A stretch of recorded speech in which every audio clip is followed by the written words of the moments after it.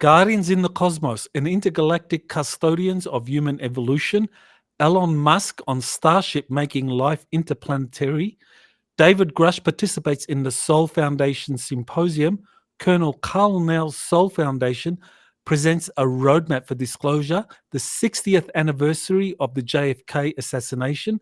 An investigative series on the Hollaman Air Force Base landing of 3 tall grey aliens. David Grush is on the Joe Rogan show. The Lockheed Martin has UFO material that it wants to share but is being blocked. Chris Mellon writes an article on UAPs and his role in the shift in public perceptions. And there's been significant pushback against the UAP Disclosure Act for 2023 in the US Congress. You're listening to Exopolitics Today with Dr. Michael Salla, your source for the uncensored truth regarding the human, extraterrestrial, global, and political agenda. Click the like button and subscribe to this channel. And now, here's Dr. Michael Salla. Welcome to Exopolitics Today, the week in review for November 25. Just remember, if you want to go to the sources of the articles and videos that I discuss in this week in review, then just go to my Twitter feed, twitter.com/Michael Salla. So let's begin and let's take a look at some of the top stories that have occurred over the last week. So I want to begin with an article by Jason Wild, who has a blog site. And I thought this was quite intriguing that he presented a speculative exploration into the UFO phenomenon. And he talks about aliens or interdimensional beings, that he gives them a number of references in terms of interdimensional beings, guardians, custodians, and so forth. And so it's quite a interesting article to read. But what I found interesting in reading this article was that this was a kind of speculative piece by someone that's very interested in the UFO phenomenon, in the extraterrestrial phenomenon.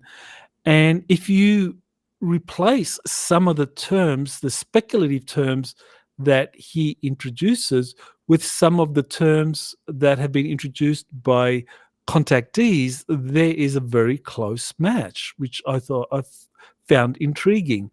So if you replace the guardians by seeders, then many of his speculations match what is known about ancient extraterrestrials, the Anunnaki, etc., seeing the Earth before departing, while placing some of their scientists in stasis chambers and space arcs as humanity awakens for an ascension event. So, I mean, he doesn't literally talk about these topics, but the similarities are something that I thought were quite intriguing. And it's a good article, especially for people that maybe are new to this phenomenon, that maybe you want to get them to start paying attention to this phenomenon. Then this is a good way to have people take a look at someone who gives some pretty informed speculation about what is going on. So I thought that was interesting. So well worth taking a look at.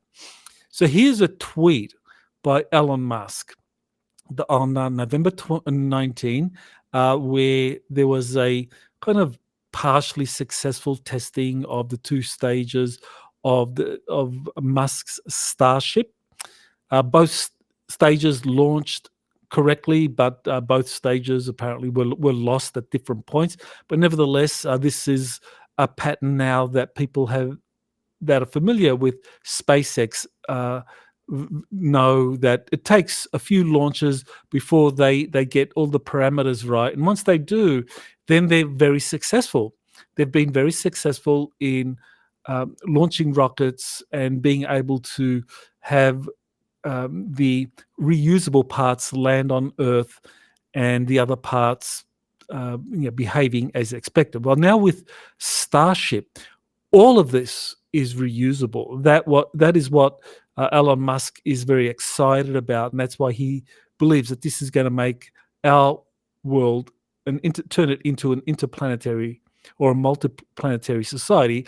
And he has a roadmap for how to do that. And it's a very good roadmap, just using Starship. And hats off to Elon Musk, who just using conventional rocket propulsion systems has been able to come up with a Starship, or a propulsion system, landing vehicles, reusable rockets that can truly convert our world into an interplanetary society that in the years ahead will just improve. Now, so if you just exclude what we know has been secretly developed, you could just start off with this whole Starship phenomenon using kind of conventional rocket propulsion technologies that go all the way back to the Second World War. Yeah, I mean, that's kind of incredible when you think about it. Like that kerosene that was used for the V1, V2 rockets,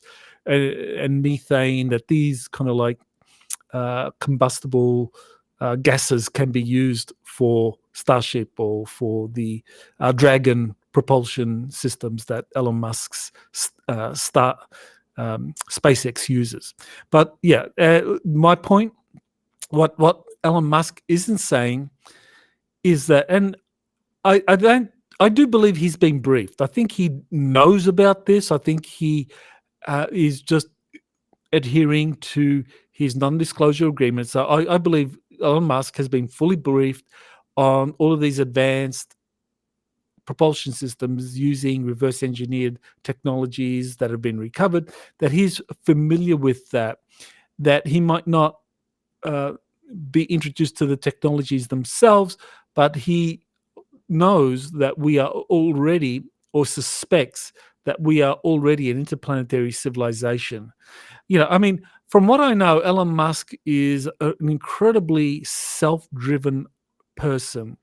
And I know he has a very hands-on approach to his projects. So at the moment, I mean, obviously Starship, SpaceX, that's a very important focus for him. So how much he knows about these anti-gravity propulsion systems, exotic propulsion systems, I suspect if he knew a lot about them, he might not be as motivated. So this is why I think he probably suspects something is going on. He's been read in to a certain extent, but I think that until he is fully read in, he will continue to produce these incredible technologies using conventional rocket systems. So so he may know, or maybe he hasn't been fully briefed, that we're already an interplanetary civilization, and that the development of these exotic propulsion systems using anti-gravity, torsion fields, antimatter, whatever exotic propulsion system that is viable, that is being used on these different craft that many contactees and secret space program whistleblowers have discussed, that he probably is not fully briefed on that. Now, there's an extensive number of bases that have been built on the moon and other planets that are controlled by different human groups going back to the World War II era. So Starship is a little more than a means for transitioning some of these decades-old black projects into open source without the public realizing what has happened historically. So I think this is what's going on. That Starship is going to play this very important role in helping transition us from this kind of rocket propulsion transportation system that we're all knowledgeable about, to these exotic propulsion systems. That Starship is going to play a critical role in that, and Musk is a factor in all of that. So here we move to the next story, and this is that the Sol Foundation, that is a think tank that was created, I believe, in Silicon Valley, California, and David Grush played a role in the creation of the Sol Foundation. And so it had its first symposium on the 2 days or last weekend, November 17 and 18. And David Grush gave a presentation where he discussed a number of things about the future. So this is a summary by one of the individuals. I think the one actually attended the Soul Foundation. So kudos to him for actually going to the effort to attend and report back to us what was discussed. So David Grush's presentation, his comments verbatim. Okay, so let's go through a few of these. Imagine a future when we no longer need to speculate about our place in the cosmos. Well, that's always a good thing, that we want to be able to refer to evidence and reliable witness testimony of what's going on out there. The release of info on non-human intelligence or extraterrestrial life has the potential to unite humanity regardless of the ontological shock that would ensure. I think that would happen for a while, but then the old divisions will come back as people start to decide, or nations. That's probably the bigger worry here, is that nations begin to side with one particular ET group or organization than another. Disclosure will involve releasing info in a controlled and planned manner. So that's the sticking point for a lot of people, is that the organizations like the Soul Foundation believe that a controlled disclosure process is warranted, and they're starting from the premise that, well, this whole UFO phenomenon really began in 2017 when the New York Times and Politico published these articles describing the Navy sightings and recordings of UFOs in 2004, and also that this is kind of like the beginning of the disclosure process, and that now people have only had 6 years to get up to speed with what's going on, and so there's going to be a controlled disclosure process. Now, of course, that overlooks the fact that for many of the people watching this disclosure, I mean, the disclosure process didn't begin for you in 2017. For me, it began in 2001. For many of you, it maybe began. I know I work with Dr. Robert Wood, and for him, the disclosure process began in the 1960s. So this goes back to the 60s and even the 50s, the 1950s. So talking about a controlled disclosure process for people who've been following and putting out information since the 1950s and 60s, it's kind of ridiculous, really. But for those that have just gotten involved in this since 2017, maybe it makes a lot of sense. Okay, so my comment here in my Twitter feed is that, David Grush is talking about the future. He's talking about non-human intelligence, ETs, and the need for the controlled disclosure process. So, the real 800-pound gorilla in this kind of whole controlled disclosure narrative that the Soul Foundation and people involved with it want to push out is the extraterrestrials. Are the extraterrestrials going to turn around and say, oh, okay, well, the humans seem to be finally, getting on board, and they are starting to talk about this, they're educating one another, and we can see they're taking steps. And now, is that going to be enough? I mean, these incremental baby steps that we have seen so far from these different organizations that have been created, whether we're talking about the Arrow office, whether we're talking about the US congressional hearings, whether we're talking about NASA delivering reports on UFO sightings. I think extraterrestrials monitoring things, and I believe they are communicating with elites. That they were saying, these are baby steps. They are way too. They aren't enough. That you need to really get your act together and really move forward with serious disclosure here, and not just kind of delay things another decade with a kind of a controlled disclosure narrative. But more on that very, very soon. So here's some one of the individuals that participated in this disclosure event at the Sol Foundation that was actually held. Sorry, it was actually held at Stanford, I believe the Stanford Medical Center or Stanford University, that Dr. Sorry, his name escapes me at the moment. Gary Nolan, that's right, Dr. Gary Nolan. He was the organizer of this symposium for the Sol Foundation.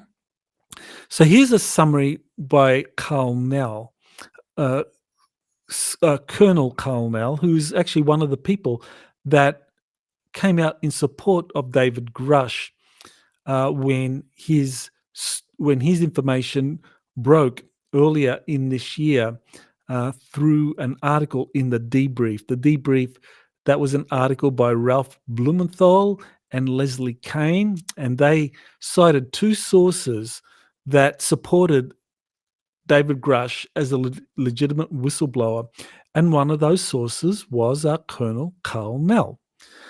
So Karl Nell made some very interesting comments in his presentation. Again, the summary by the one, talking about a hierarchy of beings. Very good. The Prime Directive, well, that's for those that have been following the information from Elena Danaan and the Galactic Federation of Worlds, you know that there is a Prime Directive, that this is something that has been circulating for some time now, and there was this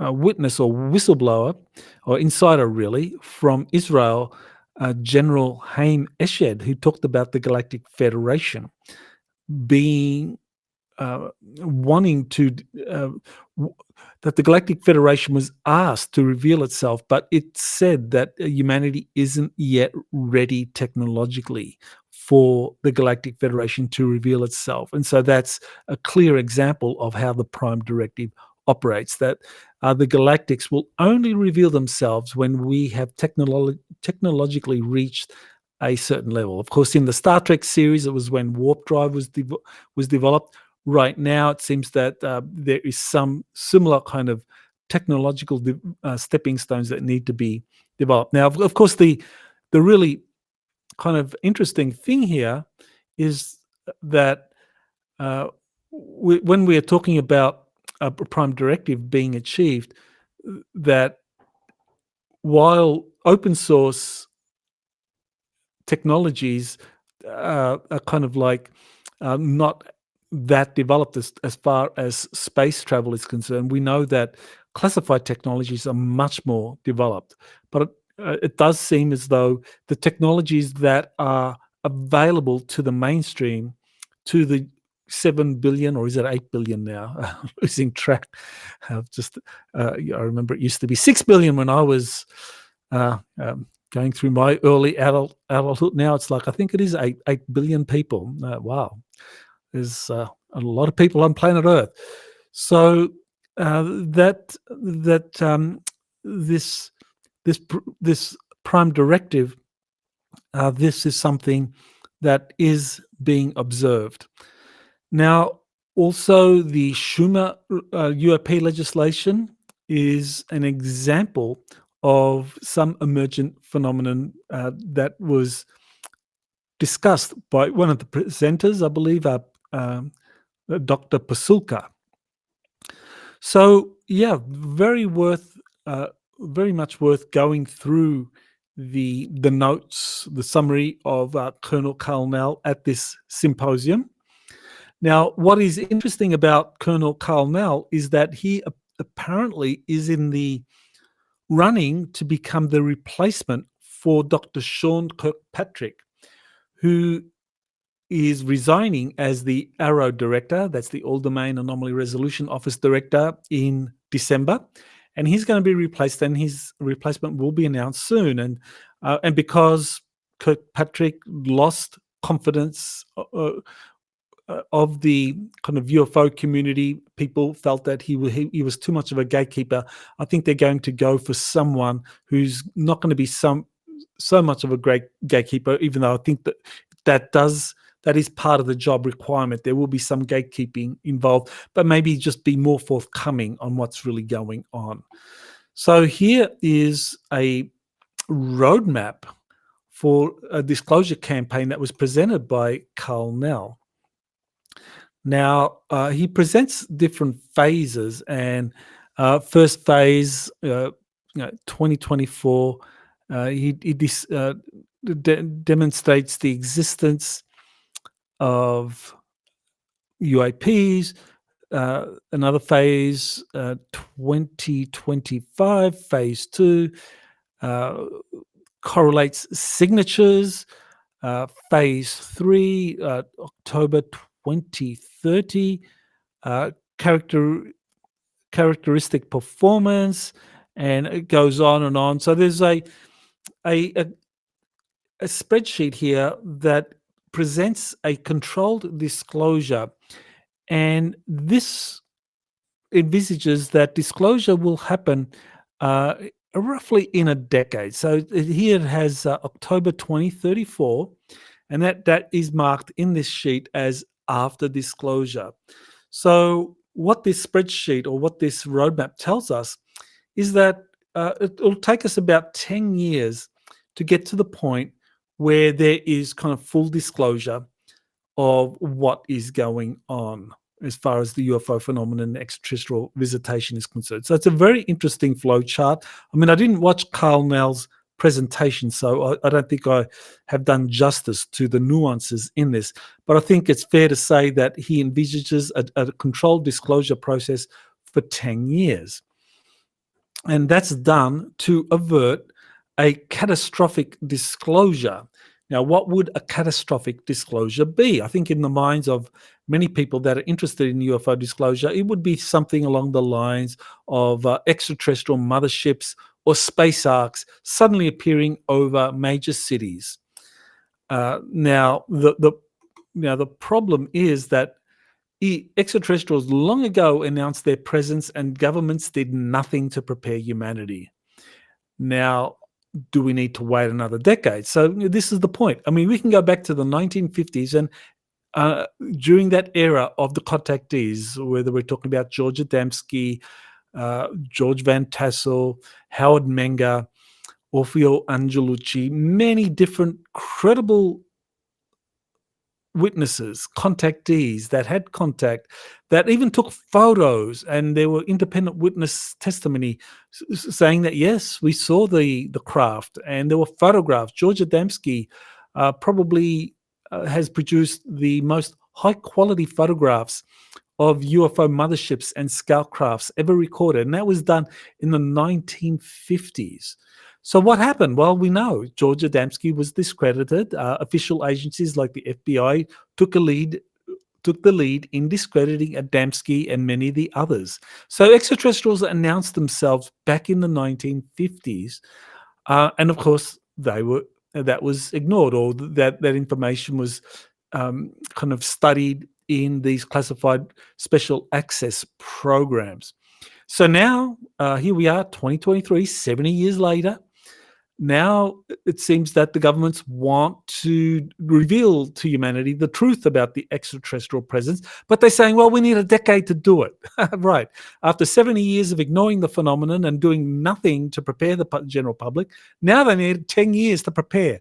Well, I mean, I don't know about you, but that seems to me to be kind of like, I mean, really ridiculous that they need that much more time. I mean, it really is time. We've been prepared thoroughly through contactees, witnesses, movies, leaked documents for this phenomenon. I don't think it's going to need a decade to reveal the truth about extraterrestrials. People are ready for this. The only ones that aren't ready are the government, or the corporations that stand to lose a lot of financial assets or resources through a rapid or accelerated disclosure, where we're told right up front that, yeah, extraterrestrials are here. They've been visiting us since at least the 1950s, 40s. They use exotic propulsion systems. They have new energy systems. They have new they have exotic healing systems using electromagnetics, using holographic healing and so forth. So that obviously that would lead to the fossil fuel industry and the pharmaceutical industry kind of like evaporating overnight. So if you're talking about why the need for another 10 years to reveal extraterrestrial disclosure, it's not because they need 10 years to get humanity ready. They need 10 years for the pharmaceutical industry and the fossil fuel industry to kind of like prepare for what's going to really kind of like eviscerate their bottom line. Okay, so here's something that was I found fascinating. It's a very detailed two-part investigative series about the alleged film of an alien spacecraft landing at Hollaman Air Force Base where 3 tall grey aliens emerged. So let me first take you to the article. So here it is. This is the investigative series. It is put together by Juliano Marinkovic. I believe he's a Croatian UFO researcher, and it is incredibly detailed. I think it's a 20,000 page part 1. I mean, really well presented. Lots of information in there for you to discuss what information about the Hollaman Air Force Base landing. So here you have Presidents Ford and President George Bush playing critical roles, and they were members of the Association of Former Intelligence Officers that they are cited for this very well detailed investigative article by Juliano Marinkovic. Okay, so this is where I get to look at some of the dates that are given in there. Now, there's 3 possible dates where the Hollaman Air Force Base landings occurred. One is May of 1971, and another one is April 1964. So Marinkovic, he focuses on those 2 dates as the most credible, and the April 1964, he gives special attention to that.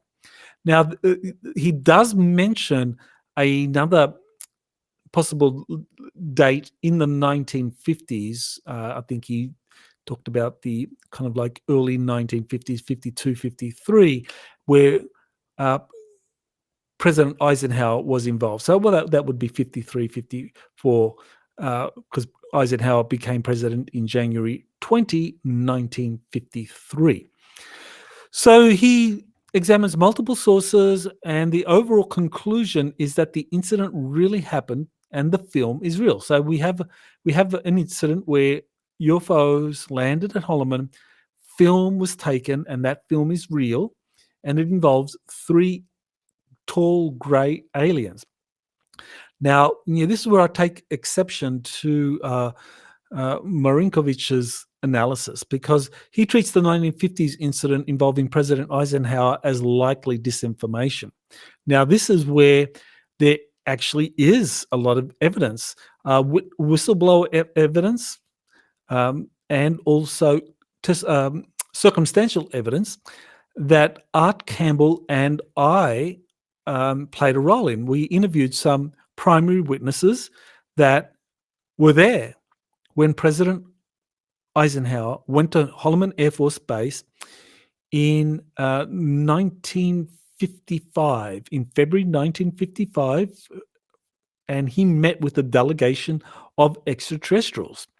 Now, it's pretty certain that film was made of the landing. So the question is the famous Hollaman Air Force Base landing film that Marinkovic investigated about the 1955 incident, or is it a follow-up landing that occurred in 1964 that involved the base commander landing? So it's quite possible that this film that Marinkovic discusses was of a 1964 landing, but we shouldn't exclude the fact that there was an earlier landing in 1955 where President Eisenhower was involved, and there's probably, or very likely, a film of that as well. So could there be 2 films? Could it be the one film, of the one incident in 1955, or two films of, say, the 1955 incident and another one from the 1964, which was released. And I think clearly a film of President Eisenhower meeting with extraterrestrials, that would be something that would be much more highly classified than a film of extraterrestrials meeting with the base commander at Hollaman in 1964 or possibly 1971. Okay, so here is a clip. Joe Rogan did an interview with David Grush. Excuse me as I just take a drink here. So Joe Rogan did an interview with David Grush, and Grush shared his professional background, and it is very interesting for those still trying to work out whether Grush is the real deal or not. I mean, to me, he is very highly credentialed, but the important point is that he is not the first. There were others before him. I think Lieutenant Colonel Philip Corso was also a very highly credentialed individual that came forward in 1997. So, and there are others as well, even prior to Corso. Clifford Stone is another highly credentialed individual, as is Command Sergeant Major Robert Dean. So, but the point is, David Grush is the real deal, and he is very knowledgeable about the phenomenon. So in this clip, he discusses the importance of the House of Representatives passing the UAP Disclosure Act for 2023. It's a very short clip. Now, I recommend, if you haven't seen it, you can just go and watch it. It just goes for 3.5 minutes. I won't be playing it here. There's some reasons for why I can't do that, but also copyright reasons. But David Grush, he speaks about why it is important that the UAP Disclosure Act is passed in Congress, because there is pushback. And I will be talking about that shortly. So let's go to this story. Okay. All right, now here's another segment from the interview that David Grush did with Joe Rogan, and he confirms that Lockheed Martin has UFO material and that it wanted to share that with this organization, OSAP, that was the predecessor of the ATIP organization. That's the Advanced Aerospace Threat Identification Program that Lou Elizondo headed for 5 years, but the funding from Congress actually went to this OSAP. That was the kind of like the rubric or the program that was being conducted with Robert Bigelow's Bigelow Space, or Bigelow. Robert Bigelow was administering the funds for OSAP, and that was organized by Senator Harry Reid.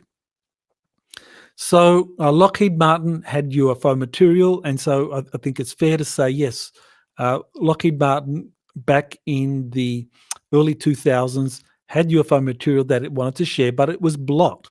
Now, this is where we get a little bit of interesting history, that actually the Lockheed Martin first got its hands on some UFO material as far back as June of 1943, or even earlier, as a result of the LA UFO incident in February of 1942, that according to Bill Tompkins, that led to the creation of independent think tanks. There was a think tank that was created at Lockheed Martin, and that became Skunk Works in 1943. And there was also a think tank called Advanced Design that was created at the Douglas Aircraft Company. And that think tank, Advanced Design, only later in 1945 later in the 1940s, that split off into the Rand Corporation, and Douglas continued to maintain its own advanced think tank that it would work with the Navy, but that the split off from Douglas, that is the Rand Project or the Rand Corporation, that worked with the U.S. Air Force. So that was the kind of split from this think tank in the 1940s that became the launching pad for the Rand Corporation, or the Rand Project was the predecessor to the Rand Corporation, and the Rand Project was underneath the under Douglas Aircraft Company. So around that same period, material was being studied by these different corporations. Douglas's advanced design, the Skunk Works at Lockheed, and also the Rand Project and the Rand Corporation. So the UFO material has been studied going all the way back to the 1940s. So on November 22nd, that marked the 60th anniversary of the JFK assassination.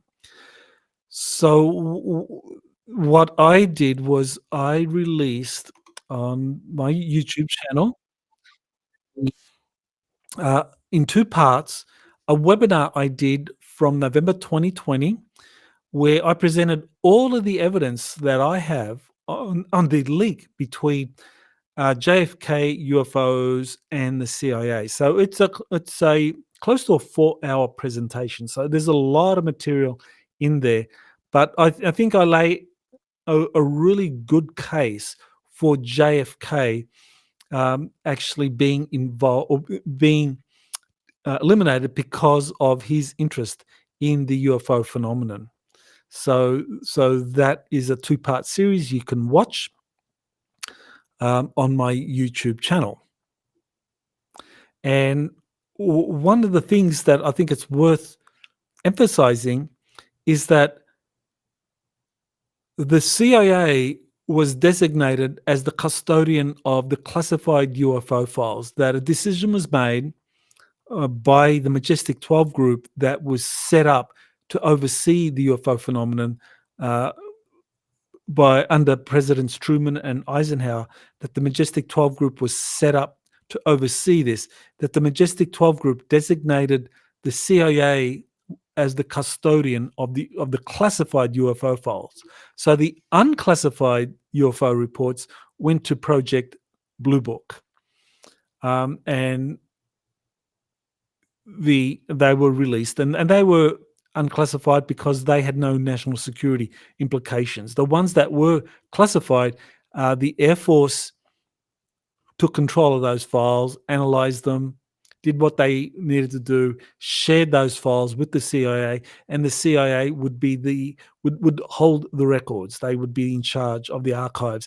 And I think this was done deliberately by the Majestic 12 group because they knew that the president had great authority as commander-in-chief over the military.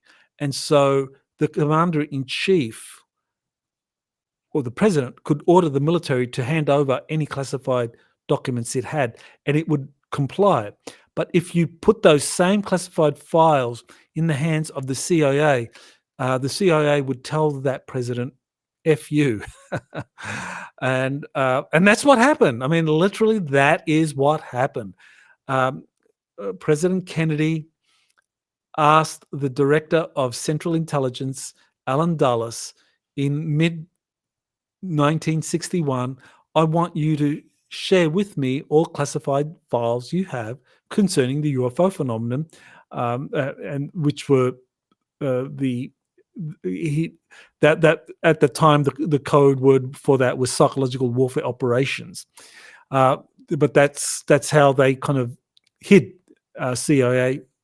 The CIA hid its files, and Dulles said, gave the middle finger to Kennedy, and that set in train a sequence of events that culminated in his assassination. So that's what I discuss in this video, and it's all there for you to watch. And 60 years, and still the truth has been kept on the CIA role in Kennedy's assassination.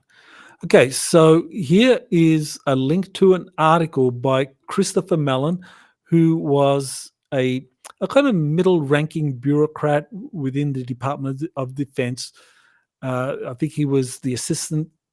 I'm not sure how he's. I think it was deputy undersecretary for defense and intelligence in the Pentagon, and he played a kind of significant role in this UFO phenomenon during the time, and this is something I have to kind of confirm. But apparently, he was on the committee he was on this committee called the Special Access Program Oversight Committee, and he was one of the people on that committee, as far as I'm aware. And if he was, then I suspect he probably first learned about UFOs in that committee. But because it's a oversight committee for special access programs, I don't think it's something he can disclose. He can just talk about what is in the open source literature and act as though that's the foundation for his interest and expertise on UFOs. I mean, that's fair enough. I mean, that's the way officials who have been introduced or come across UFO extraterrestrial information as part of classified programs, they can't talk about this. Many individuals who have been briefed or part of special access programs, they will not refer to those because it could get them into great trouble, but still they will share open source literature and quote that extensively. I mean, the astronaut Edgar Mitchell was famous for doing that. I mean, I don't think he publicly ever disclosed anything about his own direct personal experiences with extraterrestrials. He only ever talked about what others had told him. So Chris Mellon's article, he explains how he helped introduce new elements into the congressional agenda, such as UFO crash retrieval artifacts. And so he played a role in having both Dr. Eric Davis, who played a role with Dr. Mitchell and with this Navy Admiral, Admiral Thomas Wilson, who was given an informal briefing by Edgar Mitchell and Stephen Greer about a classified crash retrieval program involving UFOs. And when Admiral Wilson tried to learn about this, he was denied access. And so then in 2002, after Admiral Wilson retired as a vice admiral and former director of the Defense Intelligence Agency, quite a senior position. I mean, you're head of the Defense Intelligence Agency and you're denied access by a corporation to a reverse engineering program. I mean, that's quite something. So this is where you have Christopher Mellon playing a role in introducing Dr. Davis and David Grush to congressional hearings where staffers from the Defense and Intelligence Committees from the Senate and the House met and heard Eric Davis and heard David Grush talk about these crashed UFO programs or retrieval programs. And this is where Christopher Mellon also talks about the difficulty in informing the public of extraterrestrial visitation when their motivations are not clearly known. Okay, that's very interesting. I disagree with that. I think the motivations of extraterrestrials are known. Some are incredibly friendly and benevolent and want to help us evolve.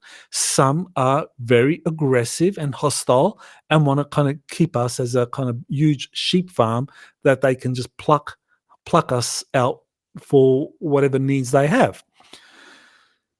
So now the problem that I have with Christopher Mellon's article is that the extraterrestrial origins of UFOs have long been known to those in the loop, but the general public's being kept in the dark, and I think it's because, I mean, the military don't want the public to know that, some of these extraterrestrials are incredibly friendly, and they want to work with us, but they don't want us to develop advanced technologies such as nuclear weapons, and so we don't want that. We want to develop nuclear weapons. Thermonuclear weapons are good for us anyway.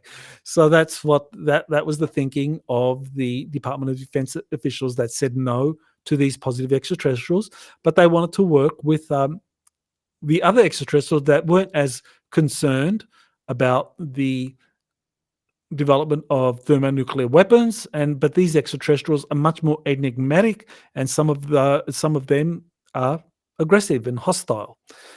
So so it's, in my mind, of course, it's time to end the secrecy and allow the brightest minds from the general public to find answers to genuine national security threats posed by extraterrestrial visitation rather than contrived threats by those with a hidden agenda. So I think this is where I think there is fair criticism of Christopher Mellon by his cousin John Warner IV and the guys like dark journalist Daniel Liston and others, and Dr. Joseph Farrell, that they say that what Mellon and Lou Elizondo are putting out is a kind of like this UFO threat narrative, and they really whipping the public up in terms of a heightened fear of UFOs as this unknown threat that we need to prepare for, and that can be spun in any way the controllers want to take advantage of us. And as I said, the truth is that some of these UFOs are hostile, but why would we get too perturbed with them if there are friendly extraterrestrials that say, well, if we work with them, they'll keep the hostiles in check? And that is apparently what has been happening. As I'm sure those that have been following this information for some time know, that I'm working very closely with a currently serving U.S. Army insider, JP. Also worked with contactees such as Elena Denan and also Jean-Charles Moyen, Alex Collier, and a few others that all confirm that the positive extraterrestrials are working with us, and they will keep the negatives in check if we ask for it. That's all we need to do. No need to work with these enigmatic greys or these hostile, untrustworthy reptilians when the positives are there. So I think that there is an agenda being spun, but nevertheless, I think Chris Mellon might qualify as a grey hat. That is someone that is neither a white hat or a black hat, that is trying to straddle the middle and wants to survive. And I understand there is a kind of a survival element here. So for those that are interested in reading this article by Christopher Mellon, here it is: Disclosure and National Security. Should the US government reveal what it knows about UAP? So that's by Christopher Mellon, published November 22nd. Interesting date, the 60th anniversary of the JFK assassination. Is that coincidence? And I do not believe so, because as I said, JFK wanted the public to reveal the truth. So is Christopher Mellon signaling or acknowledging that JFK's assassination did have something to do with this UFO cover-up? Very interesting synchronicity there. Okay, so here we get to something that's very disturbing. Now, there is pushback against the UAP Disclosure Act for 2023. So it was passed by the US Senate unanimously on a voice vote and incorporated into the National Defense Authorization Act for 2024. And it was assumed that because it was passed with both Democrats and Republicans supporting it in the Senate, that it would be a shoo-in in the House of Representatives. But the House of Representatives has been, we've been witnessing some pushback, and that pushback apparently has grown to the extent that now the Republican leaders of the House Intelligence Committee and the House Armed Services Committee, that is Representatives Mike Rogers and Mike Turner, are against the UFO the UAP Disclosure Act, and that Mitch McConnell of the Senate and the new Speaker of the House, Mike Johnson, that they are trying to remove or block the Schumer Amendment, that's the UAP Disclosure Act, from coming forward. So that is telling us that there is pushback. Now, why is there this pushback? So there's now a very real possibility that in the reconciliation committee that involves the leaderships of both houses, from the Defense Intelligence, from the Armed Services Committee, and the leaders of both houses, that when they meet to reconcile the two versions, the Senate version and the House version of the National Defense Authorization Act, that they will either drop or significantly water down this UAP Disclosure Act, what's also known as the Schumer Amendment. So this is a real possibility of happening. Now, why will that happen? Now, I can guess that maybe the initial idea was you put this out, you dangle this carrot out to the general public, you whip up public interest, which has happened. You whip up public interest. People are really concerned with UFOs now because, well, Congress is going to pass legislation. And so people get very interested. They start to study it. They start to look at this phenomenon. Universities, for the first time, start saying that we need to look at this, and scientific organizations start doing it. I think the National Science Foundation is now saying it's important to look at this. Scientific American is also putting out information. This is because of this is directly a result of this UAP Disclosure Act being proposed and being passed by the Senate. Now that carrot was dangled, now it's being pulled away. So what's left? Well, you leave a confused public. Now, why? Who would want the public to be confused? This is where the deep state comes in. They don't want a well-informed citizenry making good choices or informed choices that pressures a Congress to pass legislation to deal with this phenomenon. What they want is a public that is confused, that doesn't know what is going on, and that the only ones in the know are people that are read in these intelligence and armed services committees in the Congress. And we know that even other committees, such as the House Oversight Committee, is not in the loop, that they struggle to get access to a SCIF facility to hear people like David Grush disclose this, and they're given the runaround. So I think that this is setting the scene for some skullduggery here, and I think the skullduggery is a possible false flag alien invasion. I think that this is something that could still be played, and this kind of fits into that agenda. If you want to pull off a false flag alien invasion, you want the public to be informed that UAPs are real, that they're a national security threat, but the public is confused as hell. People don't know what the F is going on here. You know, you get this, the Senate passing legislation saying UAPs are real, they need to be investigated, and then the House drops it and we have nothing. And I think that confusion is what is very useful for the deep state to move forward with its false flag alien event. So this is where, if you want to do a deep dive, then I recommend that you register for my Exopolitics State of the Planet webinar, where I go do the deep dive into all of these issues. This is going to be something I discuss. This webinar is going to be today. That is Saturday, November 25 at 2 p.m. East Coast time, 11 a.m. Pacific time. So if you listen to this week in review soon after it's come out, there is time for you to register. And for those of you that have registered, thank you for registering. That does help me do this research and put out all of this information for free to the general public.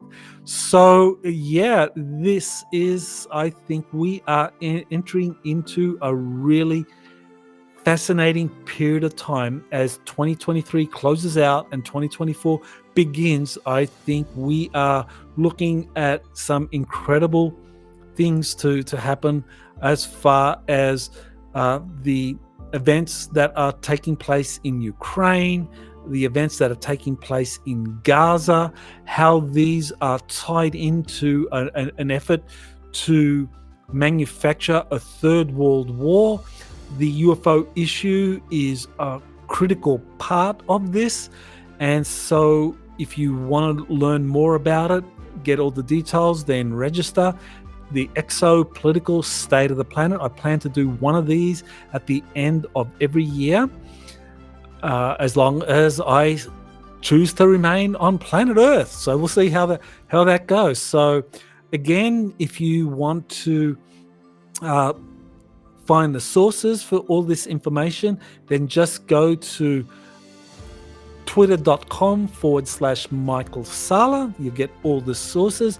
Thank you for listening to the Exopolitics Week in Review for November 25, and I look forward to seeing you, if not at my webinar, then seeing you next week for the first December presentation of the Week in Review.